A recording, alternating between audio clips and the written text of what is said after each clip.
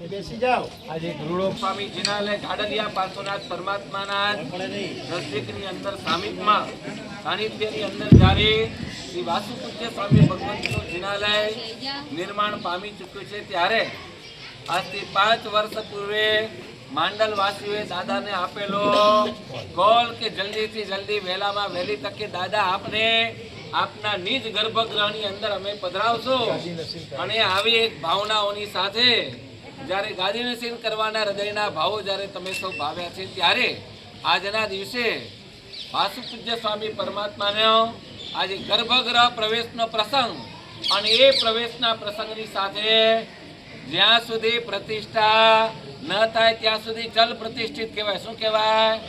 જલ પ્રતિષ્ઠિત ધ્વજા અને મંગળ કળશ હજી બધા ઉપર, ઈંડુ હજી બાકી છે. આવા તમે સૌ મંગલ ભાવો જ્યારે ભાવ્યા છે તથા દાદાની આ જલ પ્રતિષ્ઠા કહેવાય. શું કહેવાય? જલ પ્રતિષ્ઠા ગર્ભગૃહ પ્રવેશની સાથે હવે જ્યારે સમય આવે વહેલામાં વહેલી તકે શ્રી સંઘ એવો નિર્ણય લે અને વહેલામાં વહેલી તકે કહેવાય છે ધ્વજા અને કળશની સાથે પરમાત્માની પ્રતિષ્ઠા સંપન્ન થાય એવા મંગલ ભાવ. પણ આજના દિવસે આ પ્રસંગ જ્યારે થઈ રહ્યો છે ત્યારે આ પ્રસંગે યોગાનુયોગ આપ સૌનો માંડલવાસીઓનું પુણ્ય છે. ચડતા દિનનું પારખો નિત આવે મહેમાન, પડતા દિનનું પારખો કે ઘેર ના આવે. સમજી શકો છો?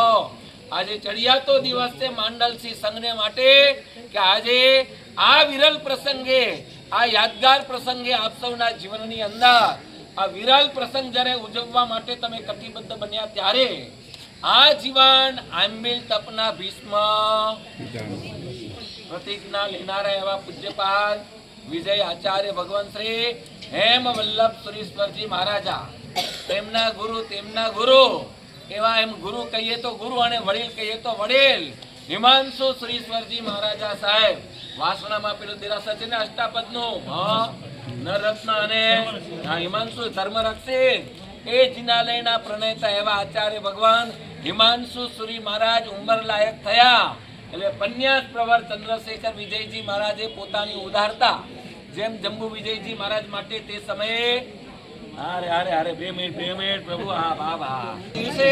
આજના દિવસે આવો એક કહેવાય છે વિરલ પ્રસંગ આપ સૌને માટે. આ પ્રસંગ કોનો છે?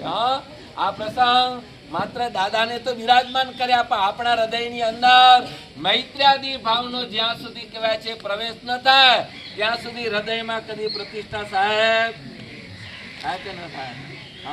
તો પછી આપ કેમ કહી શકો મને કે સાહેબ આ બોલ, આ મૈત્ર્યાદી ભાવની જ્યાં સુધી પ્રતિષ્ઠા ન થાય ત્યાં સુધી હૃદયમાં કદી પ્રભુ બિરાજમાન થઈ શકે જ નહીં. અને ખરેખર એવો જ એક મૈત્ર્યાદી ભાવ આજે પૂજ્યપાદ વિજય હેમ વલ્લભ સુરેશ્વરજી મહારાજાએ માંડલ શ્રી અચલગઢ વિધિ પક્ષ સિતંબર જૈન સંઘની ઉપર અમારા ઘણી વર્ય ભગવાન શ્રી રાજરત્ન સાગરજી મહારાજ સાહેબ પણ પૂજ્યપાદ અચલ ગચ્છાધિપતિ આચાર્ય ભગવાન શ્રી કલાપ્રભ સાગર સુરેશ્વરજી મહારાજા સાહેબે આજ્ઞા પ્રદાન કરે કે આપ પણ ત્યાં પધારો અને આ પ્રવેશ પ્રસંગે અને શ્રી સંઘની ખૂબ ઉલ્લાસભરી કહેવાય છે હૃદયના ભાવો હતા.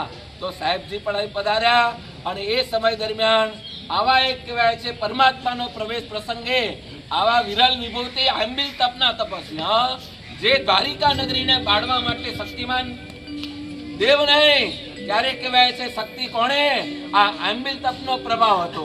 એટલું જ નહીં, જી હેમ વલ્લભ સુરેશ્વરજી મહારાજ સાહેબ સાથે સંઘની અંદર વિહાર કરતા સાધ્વીજી આજે 374મી આંબિલની વર્ધમાન તો ગુરુવરનું મીઠું મારું સત્વ વધારે છે, પ્રભુવરની વાણી ફેલાવી પુણ્ય વધારે છે. બોલો, પ્રભુવરની વાણી ફેલાવી પુણ્ય વધારે છે, ગુરુવરનું મીઠું સ્મિત મારું સત્વ વધારે. ક્યાંથી દૂધકાથી પધારે સાહેબ? શંખેશ્વર તીર્થથી છરી પાડતો સંઘ વિહાર કરતો અહીંથી પાદરમાંથી નીકળી જવાનો હોય ત્યારે એ સમય દરમિયાન માંડલવાસીઓ તમારા સૌનું બધાનું પુણ્ય અને એ પુણ્યના સહભાગી તમને સૌને બધાને બનાવવાની અંદર નિમિત્ત બન્યો હોય તો યોગાનો યોગ આ દૂધકાના ચાતુર્માસ દરમિયાન એથી પૂર્વે દીક્ષા પ્રસંગે નરરત્ન સુરી મહારાજ પધાર્યા અને પેલા વિહાર ગ્રુપની અંદર બધા શ્રાવકો જાય, પણ ક્યાંકથી ફોન આવ્યો, સમાચાર આયા કે લક્ષિત વિહારની અંદર સાહેબ પધારે છે, ત્યારે જવાનું છે.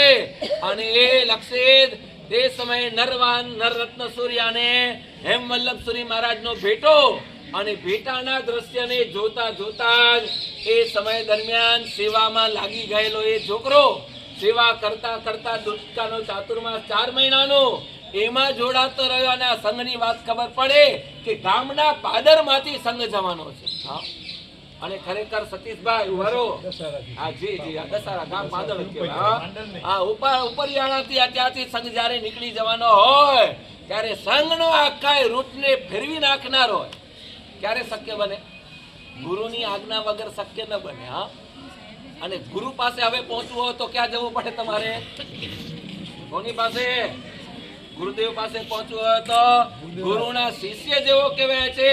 સેવા ભક્તિની અંદર, હૃદયની અંદર રહેલો એવો લક્ષિત એને કીધું કે સાહેબ અમારા ગામની અંદર આ પ્રસંગ છે, આ પ્રસંગે આપને પધારવું પડશે. જે કરવું પડે તે, એક દિવસ ઓછો થાય કે વધારે થાય, જે હોય તે, પણ આપને પધારવું જ પડશે. આવા શુભ ભાવોને લઈ કરી આપની વિનંતીને સ્વીકારે, શ્રી સંઘની વિનંતીને સ્વીકારે. આવા વિરલ પ્રસંગે જ્યારે કોઈ માંગલિક કહેવાય છે આપણે કરતા હોય ત્યારે આંબીલનો તપ કરીએ, ત્યારે તો હમણાં વિશ્વભરની અંદર 9 દિવસને માટે, કેટલા દિવસ માટે? તારીખ કઈ તારીખથી કઈ તારીખ સુધી? 21 થી 29 સુધી 9 તારીખ દરમિયાન 9 દિવસ દરમિયાન કહેવાય છે વિશ્વમાં આંબીલ તપોની આરાધના જ્યારે ચાલે એ સમય દરમિયાન 99,900 ની તો ટેલ હતી, પણ આ કાય હમણાં કહેવાય છે ભારત વર્ષના દરેક સંઘો મહાજનોમાં કે 12 દેશ વિદેશની અંદર પણ 2 લાખ જેટલા આંબીલ તપ ચાલી રહેલા છે. આજના ગર્ભગૃહ પ્રવેશ પ્રસંગે જ્યારે માંડલ, શ્વેતાંબર, મૂર્તિ પૂજક, વિધિ પક્ષ અચલગઢ જૈન સંઘની જ્યારે સાંપડ્યો છે, ત્યારે ખરેખર આવા ગુરુદેવોના પણ આ સંઘ જે કહેવાય છે, સંઘના સંઘપતિઓ છે, સંઘના કાર્યકર્તાઓ છે, સંઘના યાત્રિકો છે. મને યાદ આવે છે પ્રસંગ માંડલનો જ પ્રસંગ છે. આ કોનું મોસાળ છે? માંડલ ઘણાનું મોસાળ હશે, પણ વસ્તુપાડ અને તેજપાડનું આ મોસાળનું ગામ છે. વસ્તુપાડ, તેજપાડ, મોસાળની અંદર આવ્યા હતા, અને એવા સમયની અંદર એક છરી પાડતો સંઘ કહેવાય છે. આવી જ ઘટના વર્ષો પૂર્વેની ઘટના છે. અને એ છરી પાડતો સંઘ જ્યારે અહીંથી નીકળવાનો હશે, બહારથી ક્યાંકથી જતો હશે, અને માંડલના પાદરમાંથી નીકળે ત્યારે વસ્તુપાડ, તેજપાડ સંઘને વિનંતી કરે કે અમારે ત્યાં પધારજો. અને આખો છરી પાડતો સંઘ માંડલના જિનાલયોના તે સમયના જે ભગવંતો હશે એના દર્શન કરીને અહીંથી જ્યારે વિદાય લેતો હશે આગળ, ત્યારે વસ્તુપાડ અને તેજપાડ એ સંઘને વિદાય આપવા માટે ગામના પાદર સુધી જાય. ક્યાં જાય? ગામના પાદર સુધી સંઘ જાય, અને ગામના પાદરમાં સંઘ આગળ બધા સાધુ ભગવંતો, સાધ્વીજી ભગવંતો, શ્રાવક, શ્રાવિકા, ચતુર્વેદ સંઘ આગળ ચાલ્યો જાય. અને વસ્તુપાડ છેલ્લે ગામના પાદરમાં વિદાય આપતા શું કરે?